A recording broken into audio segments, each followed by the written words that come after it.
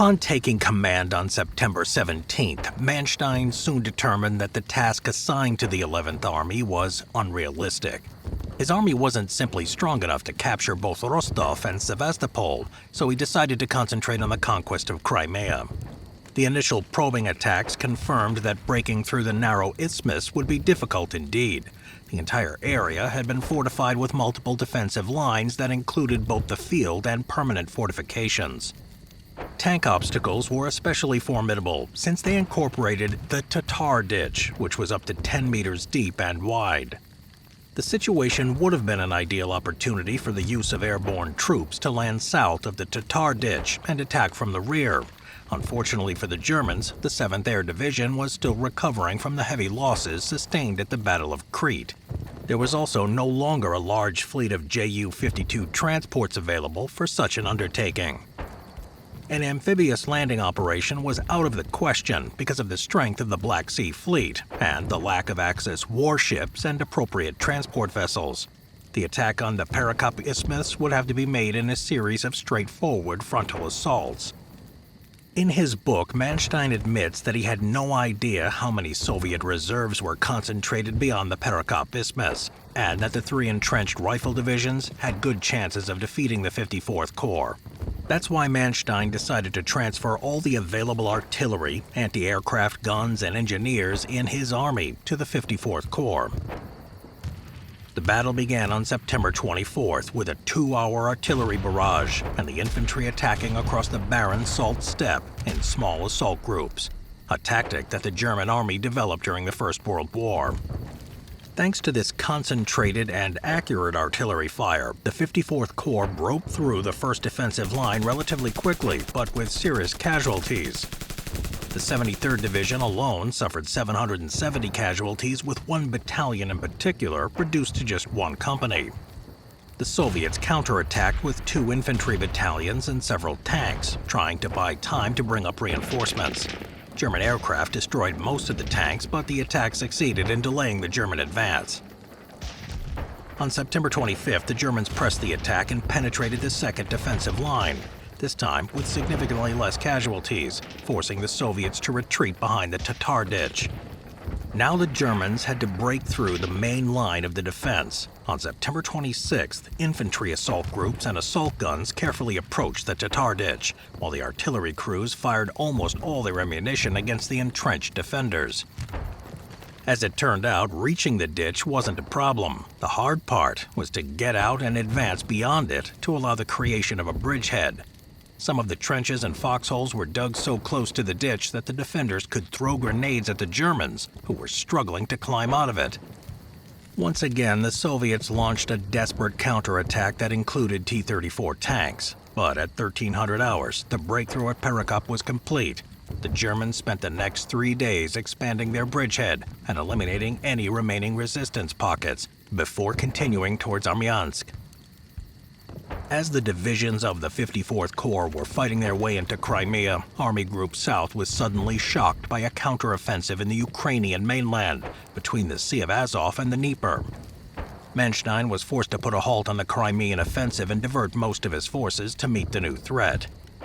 During the first day, both the 30th Corps and the Romanian Mountain Corps managed to hold their lines. But on September 27, the Romanian lines began to break, and the Soviets opened a gap between the two corps.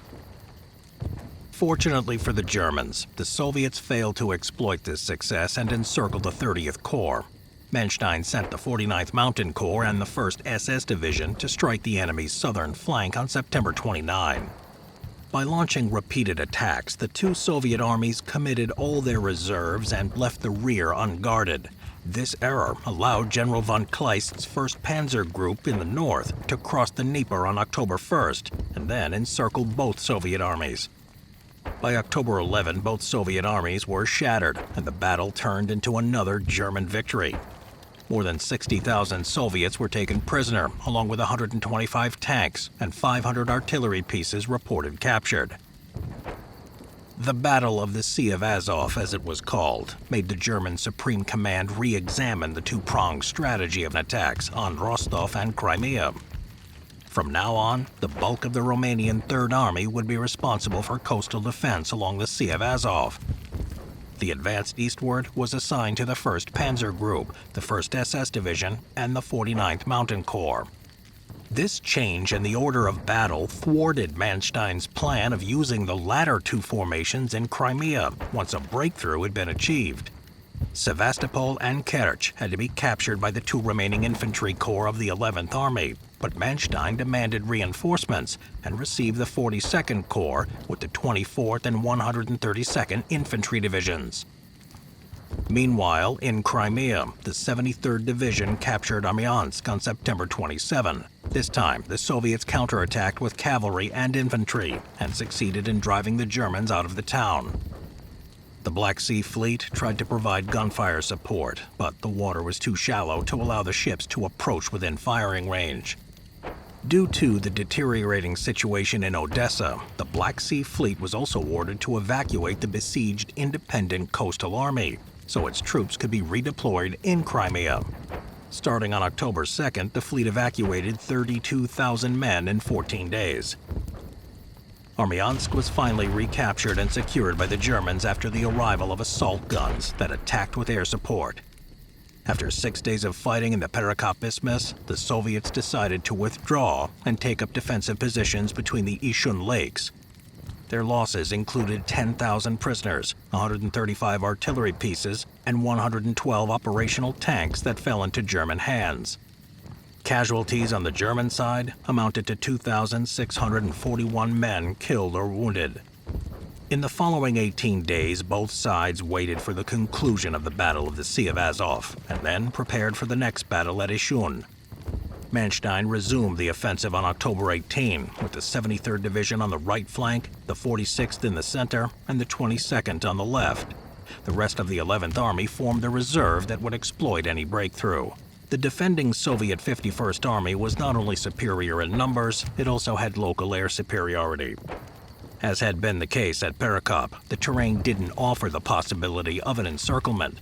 Manstein had no choice but to order yet another frontal attack through 3 narrow strips of land leading into the peninsula.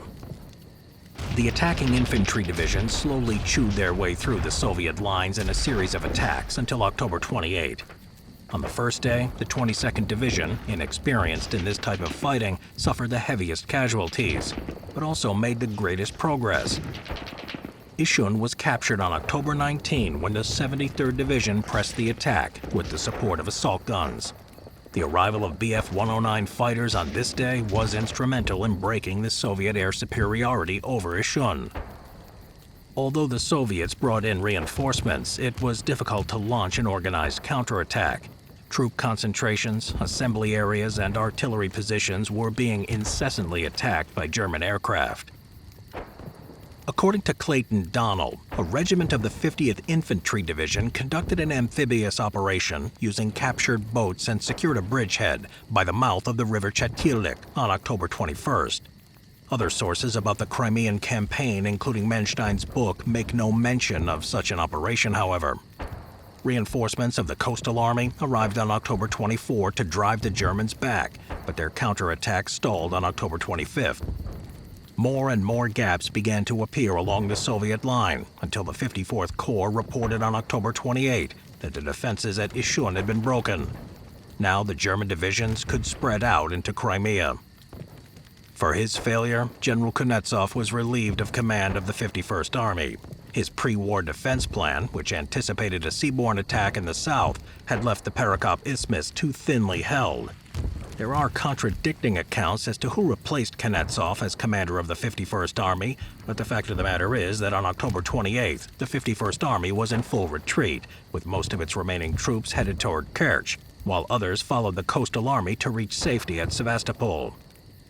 For the Germans, there was no time to celebrate or even rest. Manstein was hoping to have a swift end to this campaign by rushing to seize Sevastopol and prevent the evacuation of enemy troops to the Caucasus. Now came the real challenge, the conquest of Crimea. Now I am become death, the destroyer of worlds.